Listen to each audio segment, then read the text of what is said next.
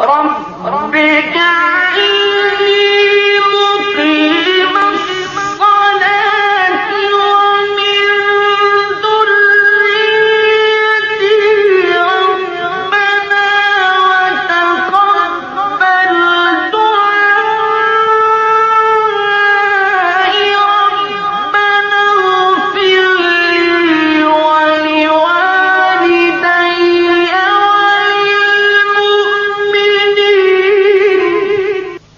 ربنا اغفر لي ولوالدي وللمؤمنين يوم يقوم الحساب.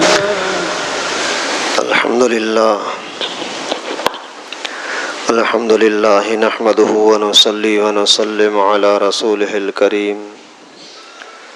أما بعد فأعوذ بالله من الشيطان الرجيم. بسم الله الرحمن الرحيم. فمن يعمل مثقال ذرة خيرا يره ومن يعمل مثقال ذرة شرا يره. صدق اللہ العلی العظیم. محترم دوستو عزیزو، اللہ تبارک و تعالی نے دنیا کو انسان کے لیے مقصد نہیں بنایا. دنیا میں آنا، دنیا کی یہ ساری زندگی، یہ مقصد کو حاصل کرنے کا ذریعہ ہے. مقصد آگے ہے، مقصد ہے اللہ تعالیٰ کی رضا. وما خلقت الجن والانس الا لیعبدون. پیدائش کا مقصد ہی عبادت ہے، اللہ کی رضا ہے. اگر کوئی شخص دنیا کے اندر اور کوئی گناہ نہ کرے، صرف دنیا ہی میں مشغول رہے،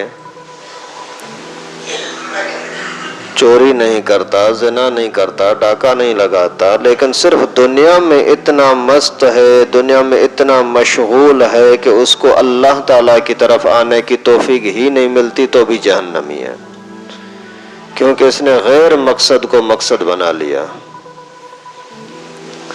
تو میں نے 2 آیات کریمہ آپ کے سامنے تلاوت کی، جس میں اللہ تعالیٰ فرماتے فَمَن يَعْمَلْ مِثْقَالَ ذَرَّةٍ خَيْرًا یرا ومن یعمل مثقال ذرۃ شرا یرا. اگر کوئی بندہ رائی کے ذرے کے برابر اچھائی کرے گا تو بھی اس کا صلہ بدلہ پائے گا. اگر کوئی بندہ رائی کے ذرے کے برابر برائی کرے گا تو بھی اس کو صلہ بدلہ عوض ضرور ملے گا. ابھی یہ بدلہ دنیا میں ملے یا آخرت میں ملے، لیکن ملے گا، اس یہ کنفرم ہے، اللہ تعالیٰ کا اعلان ہے. اس کے اندر رد و بدل ممکن نہیں ہے کہ کوئی اس کو تبدیل کر دے. لا تبدیل لکلمات اللہ. اللہ تعالیٰ کے فیصلے پختے پکے ہوتے ہیں. باقی یہ ہے کہ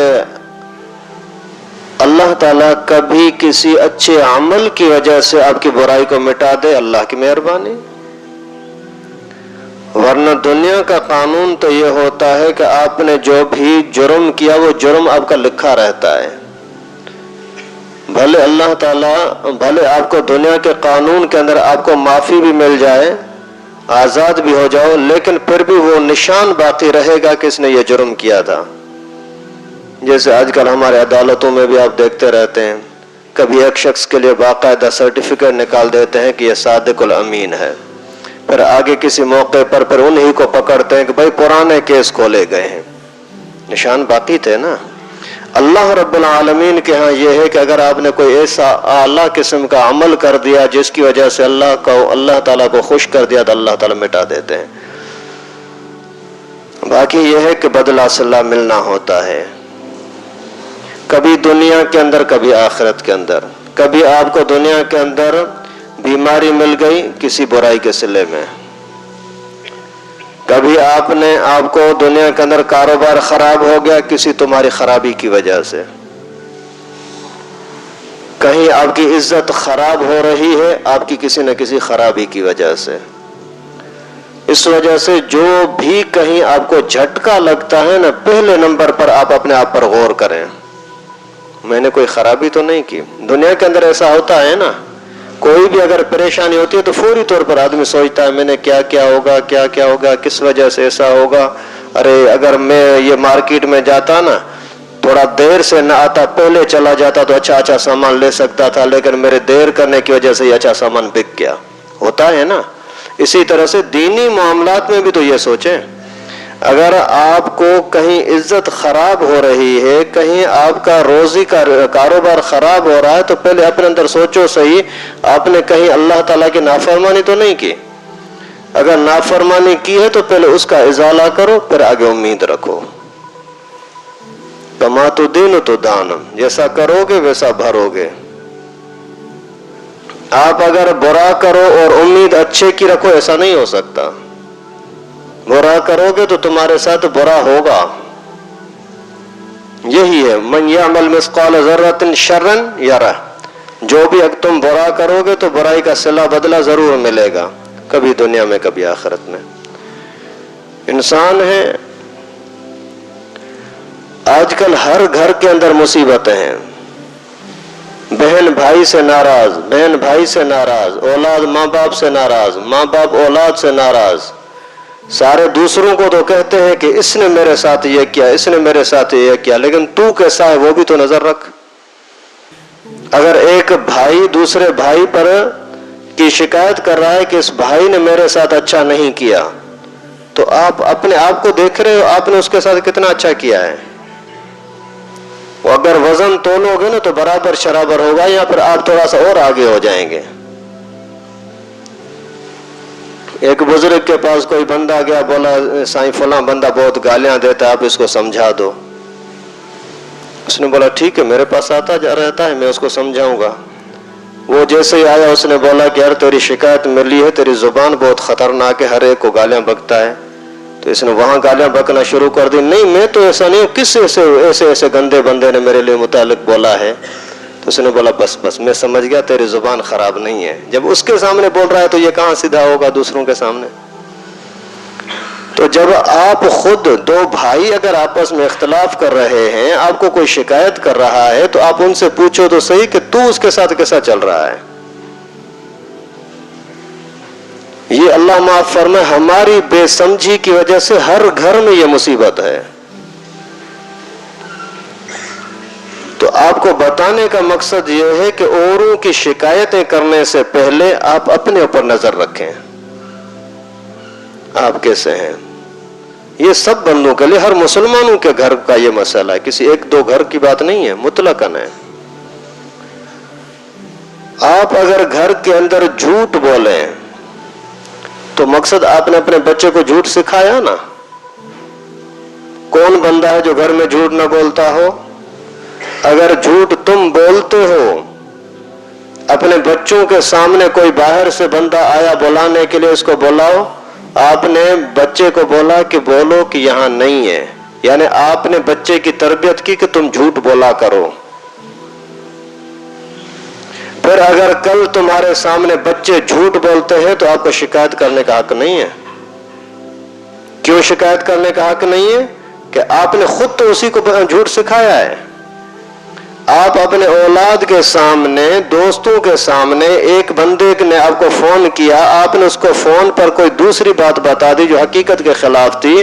آپ بیٹھے ہوئے گھر میں آپ نے بولا کہ میں مسجد میں ہوں، میں مارکیٹ گیا ہوا ہوں، کام سے گیا ہوا ہوں۔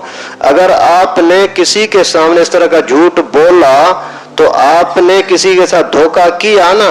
تو کما تو دین تو دان، جیسا تم کرو گے ویسا بھرو گے، کل تمہارے ساتھ بھی ایسا ہوگا۔ اس وجہ سے جو کہیں سے بھی کوئی خرابی آتی ہے وہ زیادہ تر اپنے ہی کیے کرائے کی ہوتی ہے۔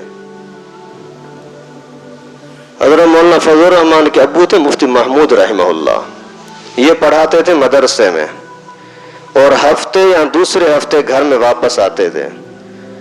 تو مولانا نے فرمایا کہ میں بالکل جب چھوٹا بچہ تھا تو ابو کا جب پتہ لگتا کہ ابو آ رہے ہیں تو ہم گاؤں سے نکل کر کے بھاگتے باہر، ابو کا سب سے پہلے دیدار کریں، استقبال کریں، محبت کریں۔ تو ابو دور سے اونٹنی پر آتے تھے، اونٹ پر. تو ہم جیسے ہی گھر سے باہر جا کر کے وہاں پہنچتے تو ابو جلدی سے اٹھا کر کے مجھے گلے لگا دیتا اور اونٹ پر مجھے بٹھاتا. جب گھر میں آ جاتے تو وہی بات چیت گپ شپ لگاتے آتے. تو میں ہر دفعہ ابو کو بولتا، ابو آپ اتنی دیر سے کیوں آتے ہو، آپ جلدی کیوں نہیں آتے ہو مدرسے سے؟ 1 ہفتہ ہو جاتا ہے، 2 ہفتے ہو جاتے ہیں، مہینہ ہو جاتا ہے. تو ابو مجھے ہمیشہ یہ بولتے، بیٹا میری ذمہ داری ہے نا، وہاں سے میرا معاہدہ ہے نا مدرسے کے ساتھ، اس وجہ سے وہاں کی تعلیم پوری کرنی ہے نا. تو پھر فرمایا کہ مجھے ابو کبھی بھی یہ نہ کہتے کہ ابو میں ابھی تیری وجہ سے بیٹا جلدی آ جاؤں گا، نہیں. کیوں؟ اگر وہ ابو بول دیتے کہ میں ابھی اس مرتبہ جمعرات کو نہیں بدھ کو آؤں گا، بچے کا تو دل خوش ہو جائے گا، واہ واہ ابو ماشاءاللہ میری وجہ جلدی آئے گا. لیکن ایسا نہیں کہتے تھے، اس لیے فرمایا کہ بیٹا اگر میں تجھے بول دوں کہ پہلے آؤں گا پھر نہیں آیا تو یہ جھوٹ ہوگا نا. یعنی اولاد کی تربیت کے لیے یہاں تک جھوٹ سے اپنے آپ کو بچانا ہے. آپ خود ہر ایک کے ساتھ روزانہ جھوٹ بولتے رہیں اور پھر بولو کہ ہمارے ساتھ کوئی جھوٹ نہ بولے، ایسا نہیں ہوگا بھائی. آپ اپنی اولاد کے سامنے کسی دوسرے آدمی کی بے عزتی کریں، اس کو ڈانٹیں، اس کو گالی دیں، پھر تمہیں آ کر کے کوئی گالی دے تو پھر آپ بولو کہ نہیں مجھے کیوں گالی دی گئی، یہ اللہ تعالیٰ کے انصاف کے خلاف ہے، یہ قاعدے اور قانون کے خلاف ہے. آپ دوسروں کی بے عزتی کرو، تمہاری بے عزتی نہ ہو، ایسا نہیں ہو سکتا. کما تو دین تو دان، جیسا کرو گے ویسا بھرو گے. اسی طریقے سے ہر چیز کے اندر آپ دیکھتے جائیں نا، آپ دوسروں کی عزت نہ کرو، بے ادبی کے ساتھ بدتمیزی کے ساتھ بات کرو، پھر تم چاہو کہ آپ کے ساتھ محبت اور عزت کے ساتھ بات کی جائے، یہ انصاف کے خلاف ہے، ایسا نہیں ہو سکتا. اسی طریقے سے بیوی کو آپ اگر اولاد کے سامنے ڈانٹتے ہو، تو ایسی ہے تو ایسی ہے، آپ نے بچوں کو ڈانٹنا دھمکانا ماں کی بے ادبی کرنا سکھایا نا خود ہی. پھر اگر وہ چل کر کے وہ بیٹا اپنی ماں کو گالی دیتا ہے، وہی گالی جو باپ نے دی تھی، جو باپ سے سیکھا ہے، تو پھر تمہیں جلن کیوں ہوتی ہے؟ اللہ کے نبی صلی اللہ علیہ وسلم کا فرمان ہے، کل مولود یولد علی فطرۃ فابواہ یحودانہ او یمجسانہ او ینصرانہ. ہر بچہ اسلام کی فطرت پر، اچھائی پر، خوبی پر، خصلت پر پیدا ہوتا ہے، لیکن اس کے ماں باپ اس کو خراب کرتے ہیں، اس کو یا مجوسی بنا دیتے ہیں، یا یہودی بنا دیتے ہیں، یا عیسائی بنا دیتے ہیں. تو ان کے برے ہونے کے اندر کردار کس کا؟ ماں باپ کا. جیسے ایک حدیث شریف میں آتا ہے، من ولد له ولد فليحسن اسمه وادبه فاذا بلغ فليزوجه فان بلغ ولم يزوج فاصاب اسما فانما اسمه على ابيه. اللہ کے نبی صلی اللہ علیہ وسلم فرماتے ہیں کہ اگر بیٹے کا موقع مناسبت سے آپ نے نکاح نہیں کرایا اور اس نے جا کر کوئی جرم کیا تو اس کا جرم اس کے باپ کے کھاتے میں ہے. کیوں؟ زنا کرنا تو اسی بیٹے کا کام ہوا، عاقل بالغ ہو گیا، بڑا ہو گیا، پھر اس نے جا کر کے زنا کیا ہے، برا کیا ہے، تو اس کا جرم باپ کے اوپر کیوں؟ اس نے اس کی تربیت ایسی کی تھی نا. حدیث شریف میں آتا ہے قیامت کے دن اولاد اپنے باپ کے خلاف فریادی بنے گی، ماں کے خلاف اولاد فریادی بنے گی، اے اللہ اس کو پکڑ ڈال جہنم میں. دنیا کی چیزیں تو ہمیں سکھاتا تھا، سمجھاتا تھا، لیکن دین سے ہمیں محروم رکھا تھا. یہ صرف چند مثالیں آپ کو دے رہا ہوں کہ آپ کے گھر کا ماحول اگر خراب ہے تو اس کا سبب اس کا گھر کا ذمہ دار ہے. اگر آپ کو کسی بندے کی طرف سے تکلیف ملی ہے تو آپ نے کہیں نہ کہیں کسی کو تکلیف دی ہے، اسی کا صلہ مل رہا ہے. اگر آپ گھر کے اندر نماز نہیں پڑھتے، بچہ کہاں سے نماز پڑھے گا؟ آپ گھر کے اندر سنتوں کو ٹھکرا دیتے ہو تو بچہ کہاں تمہارا پر ادب احترام کرے گا؟ وہی جیسے مشہور واقعہ نہیں ہے، ایک بندے کی شادی ہو گئی، اور شوہر کی خواہش تھی کہ میری بیوی بے پردہ ہو، میرے کام کاج پہ چلے. بیوی نہیں چل رہی تھی، نئی نئی شادی تھی، ایسے چلتے چلتے ایک بیٹا ہو گیا. پھر بھی اسی شوہر کا اصرار، تو میرے ساتھ کام پہ چلا کر. اسی دوران پھر 1 سال اور گزر گیا، ایک بیٹا اور ہو گیا، لیکن کچھ نہ کچھ اس کو گھر سے نکالنا شروع کر دیا. پھر اور بھی اس کا اصرار تھا. پھر عورت بالکل مردوں کی طرح گھر سے باہر نکلتی رہی.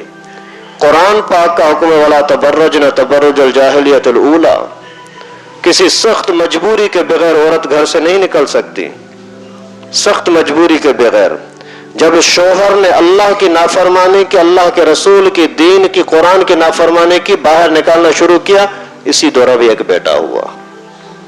پھر برتاؤ یہ ہوا، جب کبھی بھی ماں باپ کا آپس میں جھگڑا ہوتا ہے، بڑے بیٹے کو جب پتہ لگتا تو بڑا بیٹا بولتا اماں تو میری ماں، وہ میرا ابا، نہ میں تجھے کچھ کہہ سکتا ہوں نہ اسے کچھ کہہ سکتا ہوں، میرے تو دونوں ماں باپ ہو نا. جب دوسرے بیٹے کو پتہ لگا کہ امی کو ابو سختی کر رہا ہے تو وہ کہتا ہے دوسرا بیٹا کہ ابھی اس مرتبہ اس کو چھوڑتا ہوں، آئندہ اگر ایسا ہوا مجھے بتانا، اس کو اچھی طرح سبق سکھاؤں گا. کیونکہ اس زمانے میں یہ بے پردہ ہو چکی تھی اور باپ کی اسی ہی برائی کا اثر سامنے آ رہا ہے. تیسرے بیٹے کو جب کبھی ماں کہتی کہ تیرا باپ میرے ساتھ ناانصافی کر رہا ہے، اسی ٹائم پر بیٹا کہتا ہے کہ کہاں ہے کلہاڑی، کہاں ہے بندوق، مجھے دو تو ابھی میں اس کو سبق سکھاتا ہوں. ابھی یہ اپنے ابو کا دشمن کیوں بنا؟ اسی کے اللہ کی نافرمانی کی وجہ سے. آپ اللہ تعالیٰ کی نافرمانی کرو، پھر دنیا کی چیزیں آپ کی فرما برداری کریں، نہیں ہوگا بھائی. آپ ان چیزوں پر نظر رکھیں، اپنے آپ کو اصلاح کریں، انشاءاللہ پورا ماحول دنیا کے اندر بھی اصلاح ہو جائے گا، آخرت کے اندر بھی اصلاح ہو جائے گا. آپ نے اگر ان کے لیے اچھا کیا نا، اللہ تعالیٰ تمہارے لیے بھی اچھا کرے گا، تمہارے اولاد کے لیے بھی اچھا کرے گا. حضرت موسیٰ علیہ السلام کو کسی نے پوچھا کہ حضرت اس وقت سب سے بڑا علم والا کون ہے، آپ سے زیادہ کوئی علم والا ہوئے؟ تو حضرت موسیٰ نے سمجھا کہ میں نبی ہوں، مجھ سے زیادہ تو کوئی نہیں ہوگا. فرمایا نہیں. اللہ تعالیٰ نے سبق سکھانے کے لیے فرمایا جاؤ سفر کرو. خیر لمبا واقعہ، میں ایک پوائنٹ آپ کو بتا رہا ہوں. تو حضرت خضر علیہ السلام کے ساتھ ملاقات ہوئی، دونوں جا رہے تھے، ایک بستی کے اندر پہنچے، انطاکیہ بستی. وہاں جیسے پہنچے تو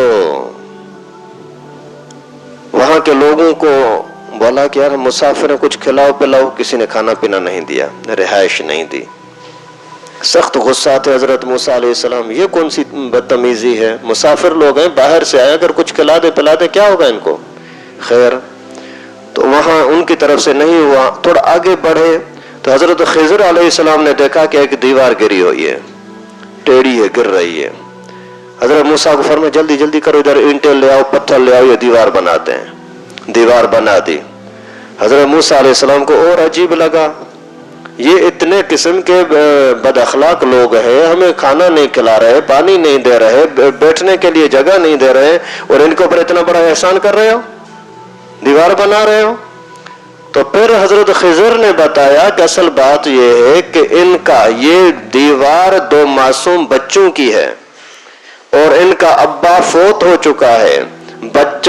ابا بڑا نیک آدمی تھا، اور اسی ابا نے جاتے وقت مرنے سے پہلے اسی دیوار کے نیچے خزانہ رکھا تھا اپنے اولاد کے لیے. اگر دیوار گر جاتی تو کوئی نہ کوئی وہ خزانہ نکال دیتا. اس وجہ سے اللہ تعالیٰ نے اپنے نیک بندے کی اولاد کے لیے یہ احسان کیا، ہمیں حکم دیا کہ دیوار بنا دو. آپ اگر دین پر چلو تو آپ کے لیے بھی اچھا ہے، آپ کی اولاد کے لیے بھی اچھا ہے. لیکن ہم ہیں کہ بولتے ہیں کہ خود تو ہم خدا بن جائیں، کہ ہم سے کوئی پوچھنے والا نہ ہو، ہم کسی کی بے عزتی کریں تو بھی ٹھیک ہے، ہم کسی کی عزت کریں تو بھی ٹھیک ہے، نہ کریں تو بھی ٹھیک ہے، ہم جھوٹ بولیں تو بھی ٹھیک ہے، لیکن ہمارے ساتھ کوئی جھوٹ نہ بولے.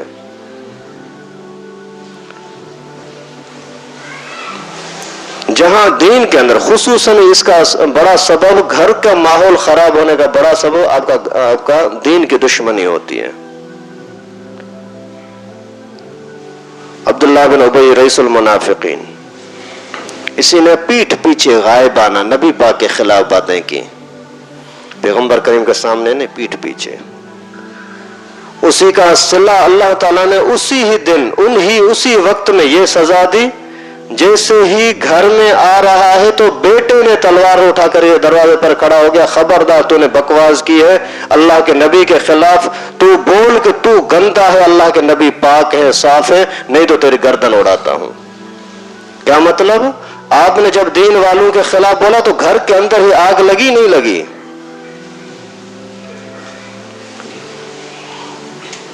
آپ اپنے آپ کو صحیح کرو، انشاءاللہ گھر صحیح ہو جائے گا، بہن بھائی صحیح ہو جائیں گے، محلے والے آپ کے ساتھ صحیح ہو جائیں گے، اللہ کے ہاں بھی عزت ہوگی، لوگوں کے ساتھ بھی عزت ہوگی، دنیا میں بھی عزت ہوگی، آخرت میں بھی عزت ہوگی۔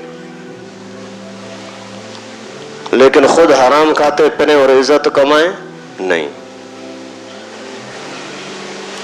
خود مجرم ہو اور عزت کی جگہ حاصل کرے نہیں۔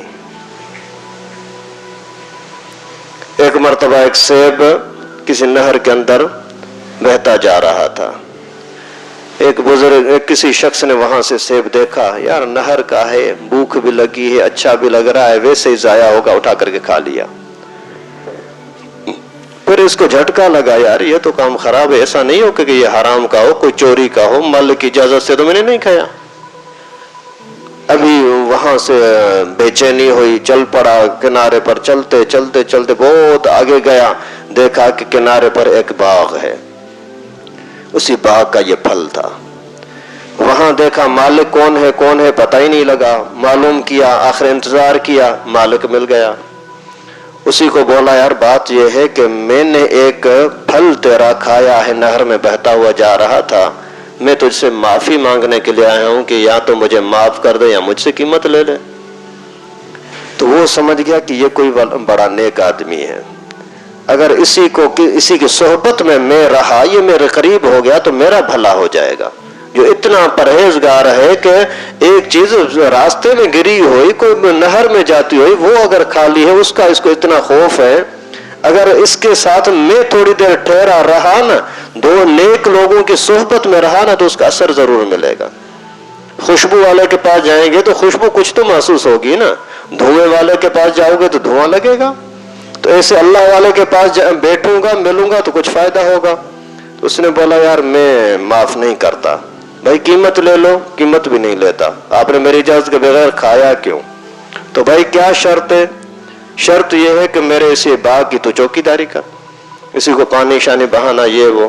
اچھا پھر معاف کر دے گا؟ ہاں پھر معاف کروں گا، ٹھیک ہے۔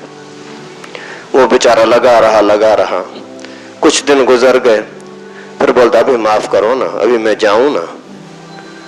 تو بولتا ہے کہ نہیں، ایک اور شرط ہے، وہ اگر مانتا ہے تو معاف کروں گا، نہیں تو نہیں۔ یار ایسا نہیں کرو، مہربانی کرو۔ بولا معاف نہیں کرتا؟ بولا یار خدا کو مانو، معاف کرو۔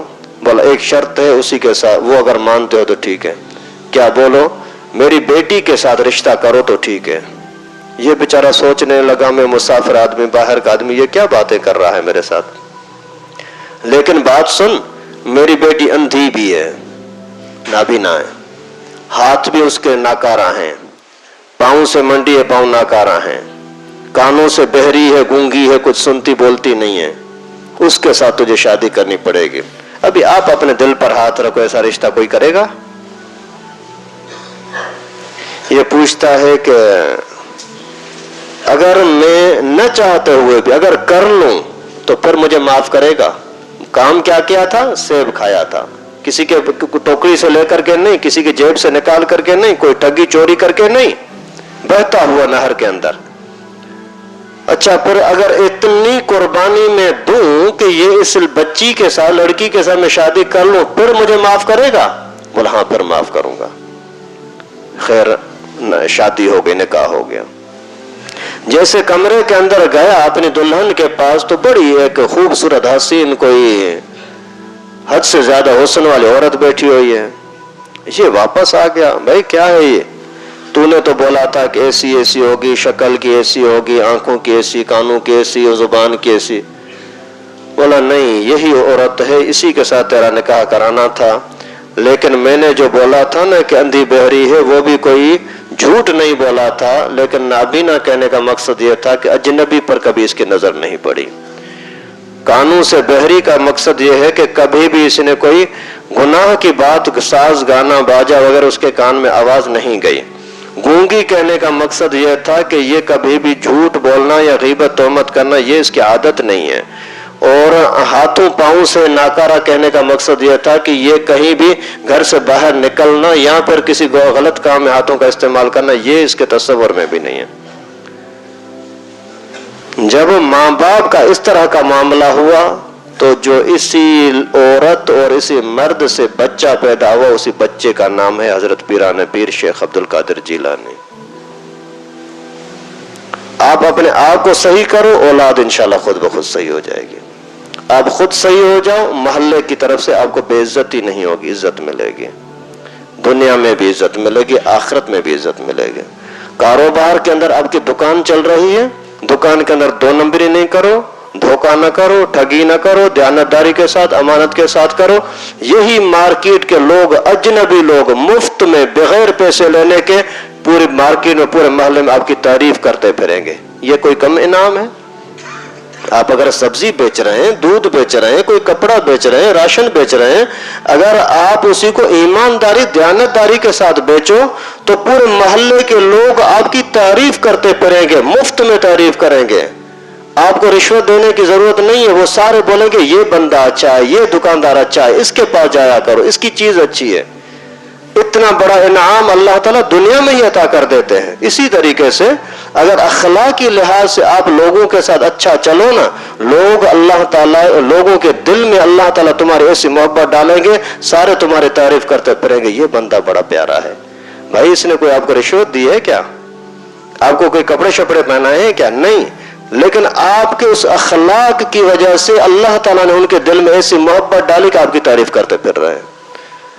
تو اگر عزت چاہتے ہیں دنیا کی یا آخرت کی تو اس کا علاج یہ ہے کہ اپنے آپ کو صحیح کرو۔ یہ ساری چیزیں خصوصاً نوجوانوں کے لیے ہیں۔ آپ اپنے گھروں کے اندر اصلاح کی کوشش کریں۔ بڑوں نے جو کچھ کیا وہ تو ابھی بھگتیں گے دنیا میں یا آخرت میں۔ توبہ کریں، توبہ کریں، اللہ تعالیٰ کوئی فضل فرمائے۔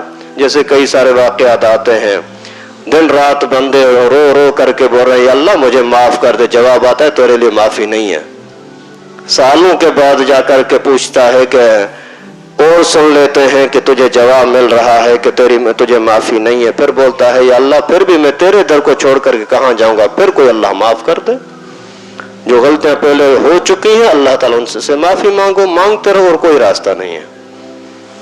اللہ رب العالمین سے دعا ہے کہ اللہ پاک ہم سب کو دنیا اور آخرت میں سکون کی زندگی نصیب فرمائے۔ جن کاموں کی وجہ سے، جن اعمال کی وجہ سے دنیا کی یا آخرت کی ذلت و رسوائی ہوتی ہے، اللہ پاک اپنے فضل و کرم سے ہم سب کو محفوظ فرمائے۔ وآخر دعوانا الحمدللہ۔ لائک کریں ہماری ویڈیو کو، سبسکرائب کریں اور ساتھ میں بیل آئیکن کو دبانا نہ بھولیں۔